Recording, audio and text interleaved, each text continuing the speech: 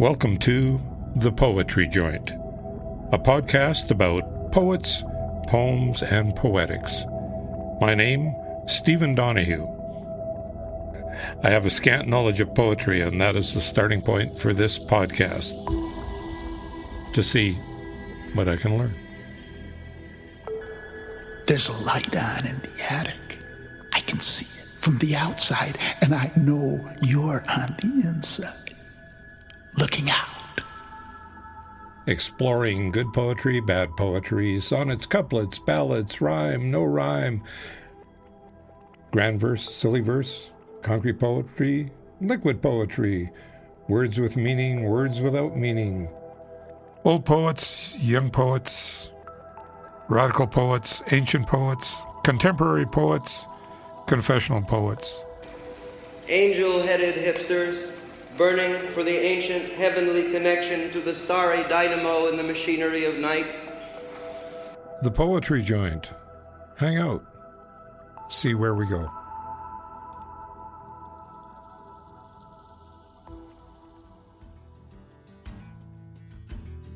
April is National Poetry Month in Canada. The League of Canadian Poets established a National Poetry Month in 1998. The theme selected for 2025 is family. Unfortunately, all the material the League publishes for schools and teachers has to be ordered before the end of January. So we're into next year country then. Remember, next year, if you want anything for National Poetry Month in April, you have to order it in January.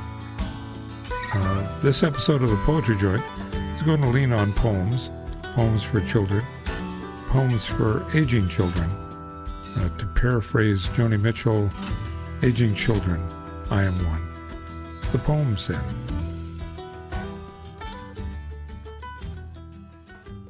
if you are a dreamer, come in. If you are a dreamer, a wisher, a liar, a hoper, a prayer, a magic bean buyer, if you're a pretender, come sit by my fire. For we'll have some flax golden tales to spin. Come in, come in.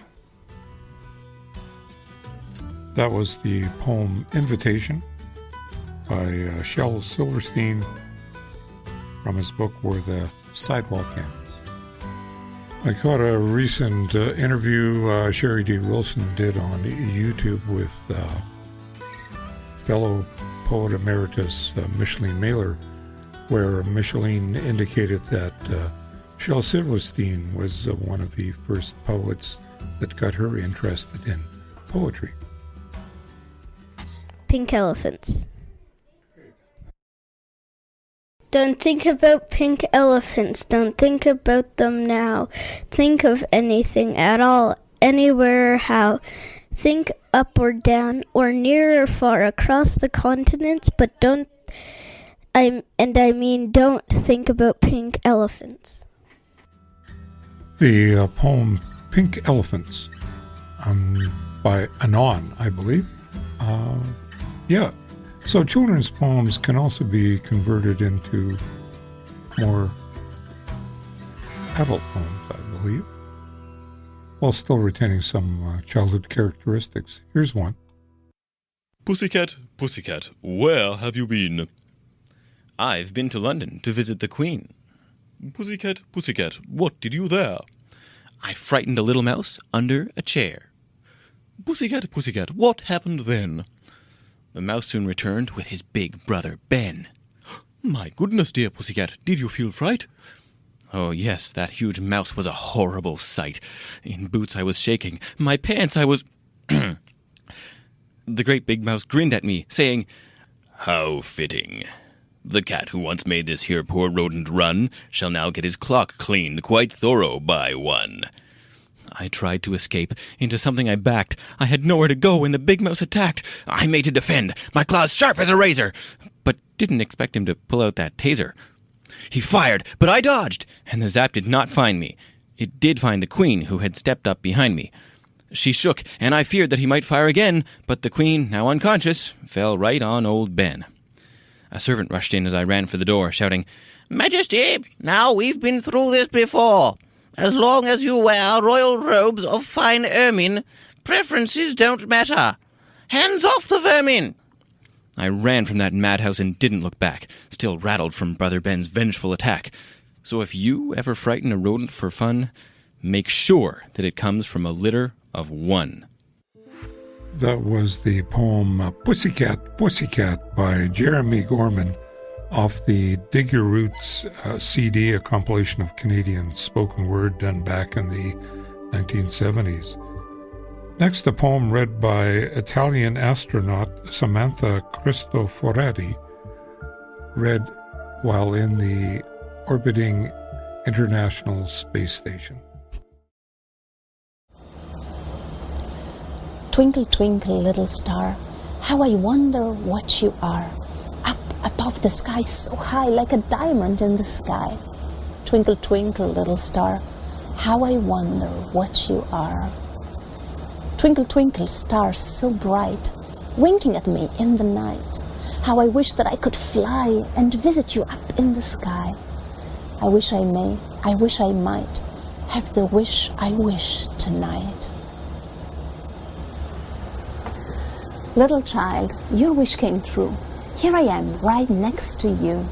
I'll take you on a magic ride. Come with me, I'll be your guide. There is so much you'll see and do on this adventure made for you. Out your window through the sky, up above the world we'll fly, higher than a bird would go, to places only rockets know, beyond the plains that soar up high. That's where we'll travel, you and I. Look around you, little one. There's the moon and there's the sun. See the planets, count them all. Some are big and some are small. Can you name them one by one as they orbit round the sun? Your planet Earth is quite a sight. I look at her with great delight. When half the Earth is in the sun, the other half I glow upon, for it's my job to twinkle bright on everyone who needs my light. I shine on ships lost out at sea. They know they can depend on me, for even in the darkest nights, I guide them to their harbor's lights. And lonely travelers wandering free will find their way back home with me. Everywhere I look below, I shed my light and cast my glow. Over cities, over farms, on babies held in loving arms. How I love to watch them grow as I shine on earth below. Little child, look down with me and tell me what you see. I see puppies in their bed, a pony resting in his shed, little birds high in a tree, and sleepy children just like me. Yes, it's late. We can't pretend. Our magic journey has to end. I'll take you home, back to your bed. You'll see me twinkling overhead. But don't be sad. I do intend to shine on you each night, my friend.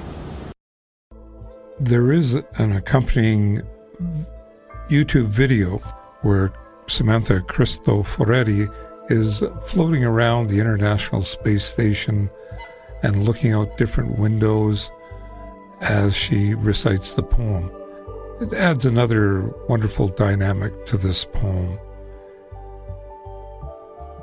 If you're a teacher or someone looking for poems to put up on a wall, you can go to the website poemsforthewall.org, all one word, poemsforthewall.org. Here's an example of one of the poems they have available on printable PDFs. This is a poem titled "In Beauty May I Walk," translated from the Navajo by Jerome K. Rothenberg.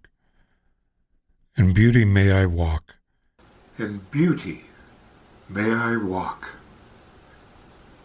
All day long may I walk. Through the returning seasons may I walk. Beautifully will I possess again. Beautifully birds, beautifully joyful birds, On the trail marked with pollen, may I walk.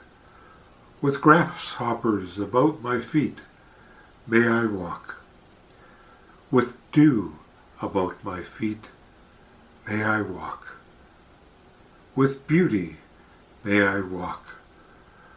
With beauty before me, may I walk. With beauty behind me, may I walk. With beauty above me, may I walk.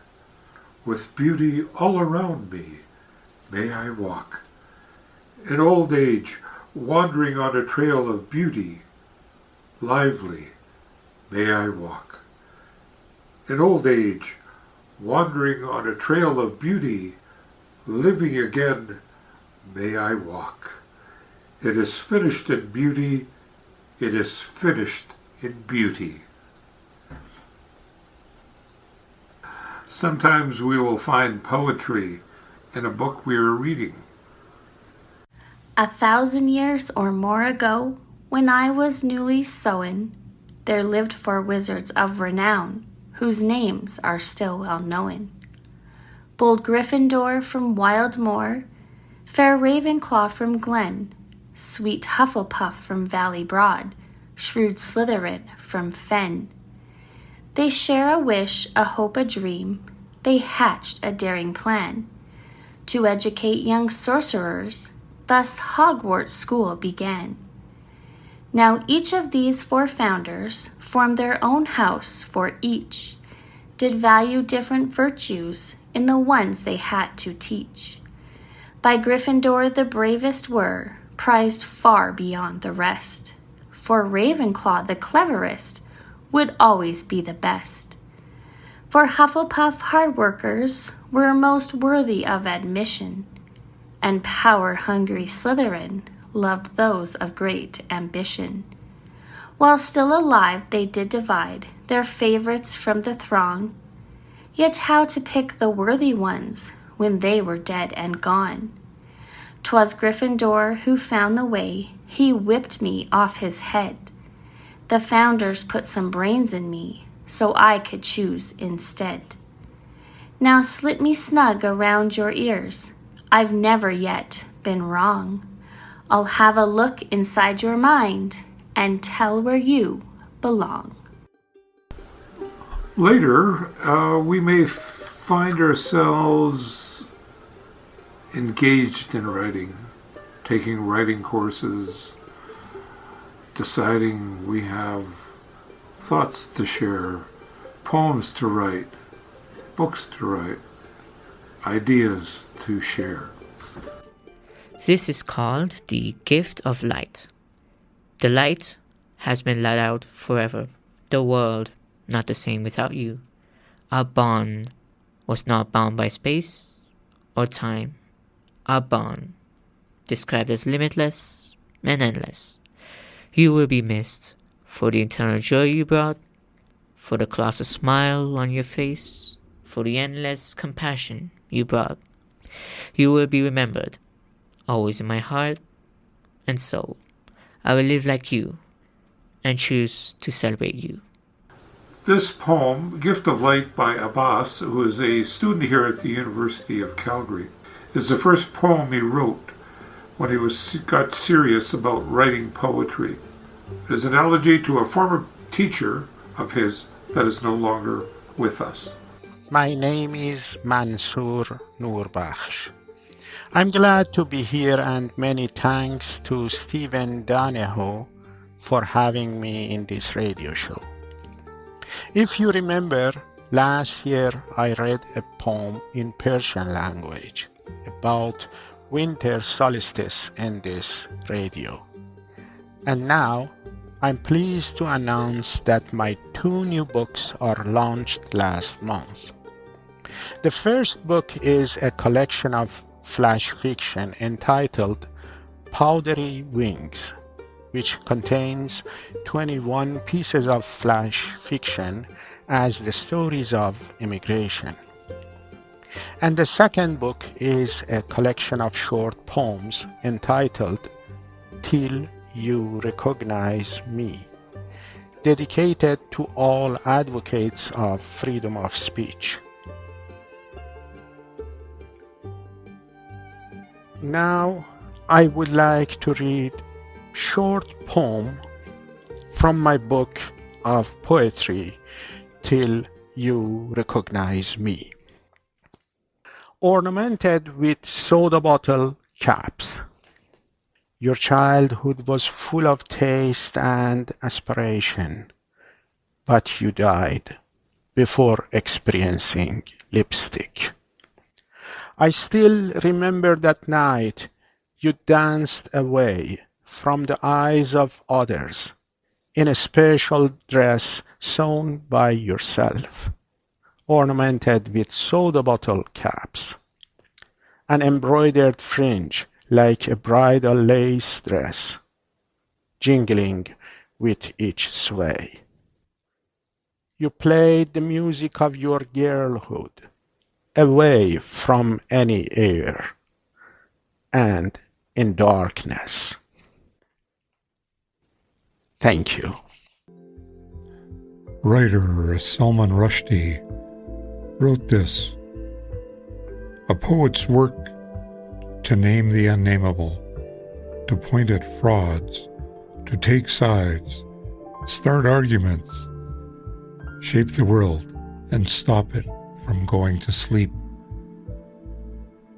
Now a poem by a Calgary poet, T. Crane.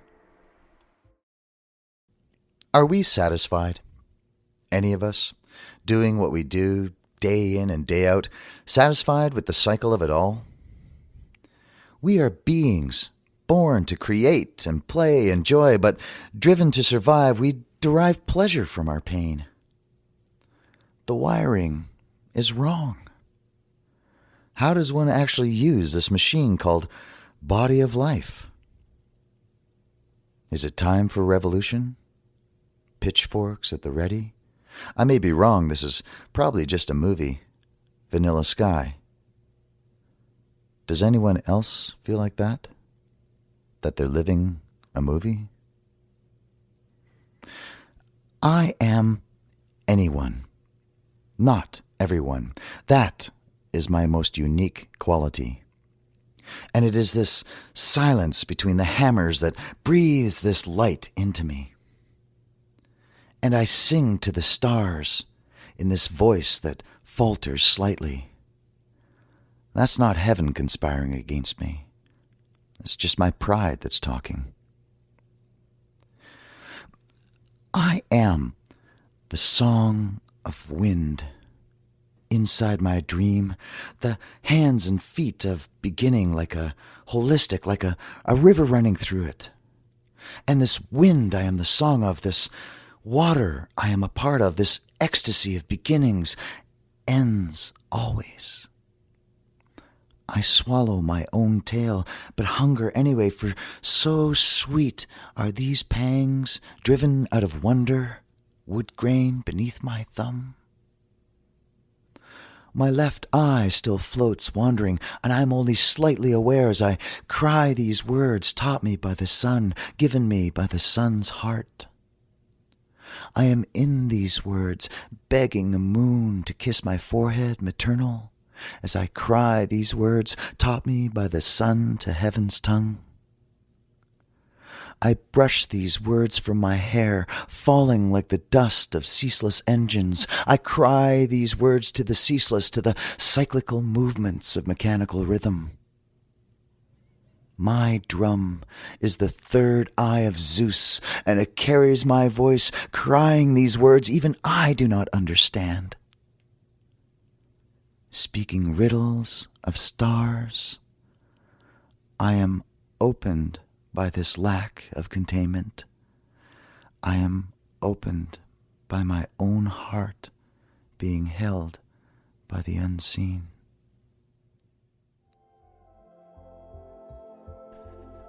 That was the poem Living the Movie by T. Crane off the Voices CD.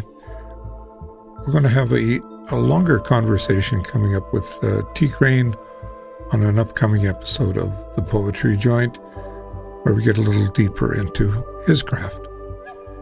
his voice. This poem comes from a book that a friend of mine rescued out of one of those little book library things that appear on lawns, and it's called What Day Is It? It's by Allan Brown, a poet that used to live on Vancouver Island. I'll read this one poem. The rusting nail in this stone wall, the sound of the water. Remembering the white moon in clouds. What day is it?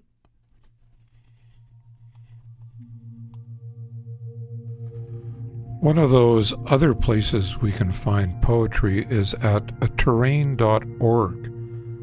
Terrain.org is an online magazine of poetry, fiction, nonfiction, commentary, photography on built and natural environments.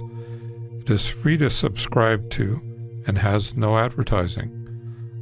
I've got a couple of poems here that the poets and Terrain.org have kindly allowed me to use. Hungry is where we start. Being born is hungry work. There's been all that liquid love through the veins, and it stops. And you must climb and push, walls of red to emerge as yourself, small and yowly, wide-mouthed and ready, for the first nipple of the rest of your life, for the first good thing to fill an unpracticed belly, for the first hug and vertigo swing through the air that enters the ravenous lungs, and the whirring patterns of air on a new eardrum, not knowing that it's hungry for jazz or violin or piano tinkling like pain on a hot tin roof. None of that is known, and yet all the skin is asking for it. Hairs are raising, fingers clench and unclench like nubby stubs of incomplete thoughts, holding and gumming your toes. Like toes have the answers, beginning on the ground of flames, walking in the air even while on your back. You know you are running out of time once the clock starts ticking. Time so hungry with a mouth that bites. Hungry is Where We Start by Betsy Aoki. Betsy Aoki is a tech leader, a speculative fiction writer and poet. Her website, betsyaoki.com, covers more of her interests and talents. I'm Jenny Chi. This is Liminal Blue. I wheel my baggage through an empty airport, echo melancholy like a dream I forgot upon waking. My grandfather died 2 years after my mother. At 22, all I think is dying.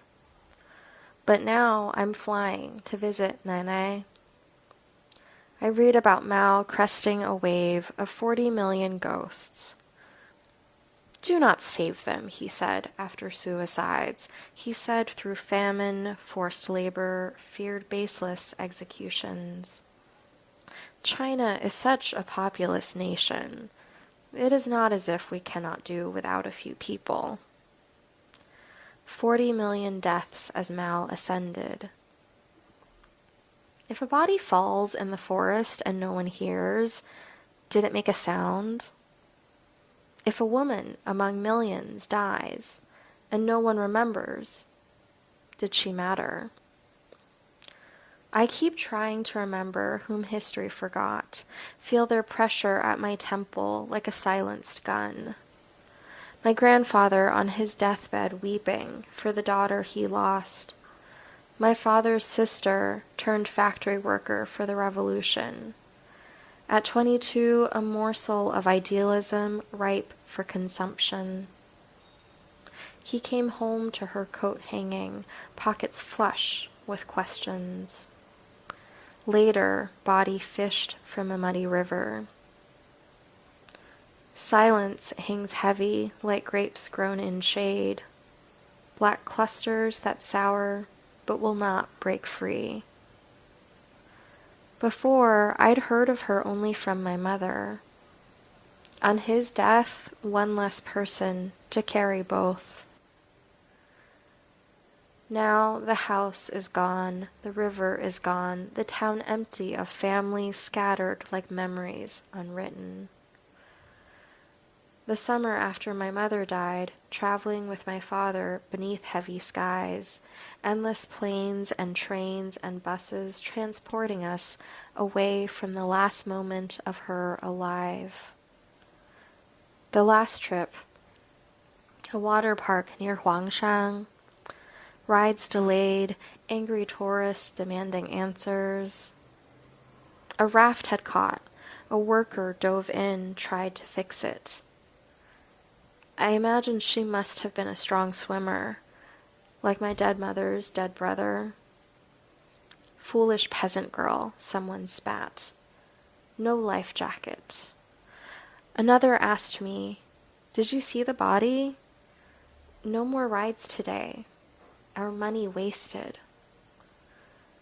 I watched a butterfly, its wings an uncanny iridescent blue, the only color I remember all summer. The poem Liminal Blue by Jenny Chi. Jenny Chi is a freelance writer, author, poet, and artist. She holds a PhD in cancer biology, but on her website she states that she found her passion in storytelling. Her book of poetry, Focal Point, won the 2020 Steel Toes Books Poetry Award. Jenny Chi. Again, Jenny Chi and Betsy Aoki, a sample of two of the excellent poets that you'll find on terrain.org. This is called Polling Station, and it begins with this epigraph. Love is like that. It knocks on doors and urges you to vote. Sugoyet, Ocean. We used to gather at polling stations as if at hockey games. We heckled the opposition when they checked us from behind, and cheered their fans who overburdened our Coliseum's general seating. We cheered the underdog, but elbows began to fly from benches far beyond our reach. As pacifists, we never punched back. We collected up our gear and left it, unclean, in our hockey bags. It held the stench of our factory's sweat, soured like tuna on rye, left in a lunchbox over a May-long weekend. We were provoked and pessimistic, unwilling to be mayhem and incapable of being merriment. We elected to be Malays. In coffee houses, we chewed over maple-glazed complaints and caffeinated our apathy. We spent summers on the water or packed into cottages like twist-offs in a 2-4, rattling around and uninhibited. We were consumed by barbecued pleasure on paper plates, dissuading each other from thinking about what was in the hot dogs, and commiserating over the house band playing their own favorites. But our boats began to sink, and our campfires burned low. With wood stores down and bilge bucket full of holes, we bundled and bound our complicity, rammed it into oarlocks mounted on Adirondack chairs. We stroked across the jagged shore, trying not to wear down our makeshift oars. With our hull newly patched and resolve at our backs, we charted a course to that near-forgotten time where we loved each other just enough to hoist our collective pen and place an X in the box for justice.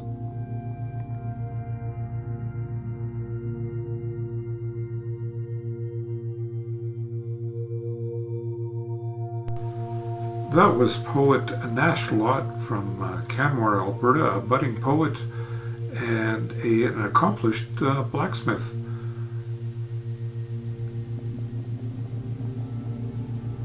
With a friendly reminder to make sure to get out and vote. It's also National Poetry Month. Remember to hug a poet, read a poem, write a poem, make poetry part of your life.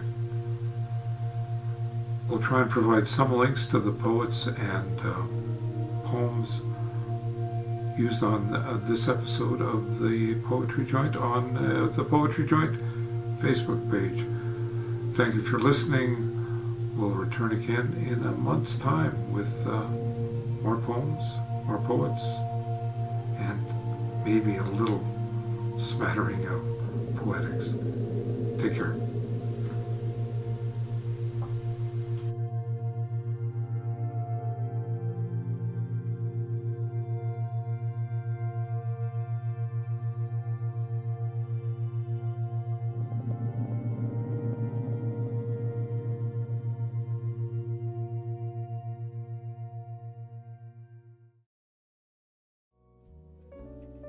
As an added bonus to online listeners, this poem pulled from another one of the CGSW library records, titled Allen Ginsberg, The Lion for Real. This poem, titled The End. The notes say it's a psychedelic condensation of the Tibetan Book of the Dead, scary and somewhat theistic in conception and continuous rhythm, as if it were the great being, like Father Fisheye at the end of the bottom of the 1960 universe. Mark Ribot's music appropriately eerie. Allen Ginsberg, poem The End.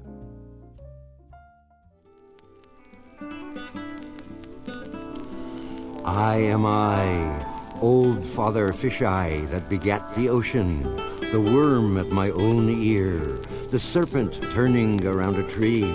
I sit in the mind of the oak and hide in the rose. I know if any wake up, none but my death.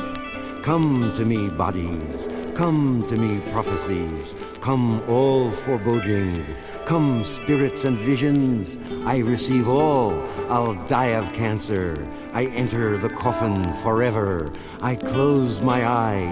I disappear. I fall on myself in winter snow.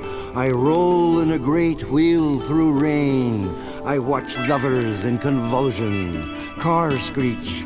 Furies groaning their basso music. Memory fading in the brain.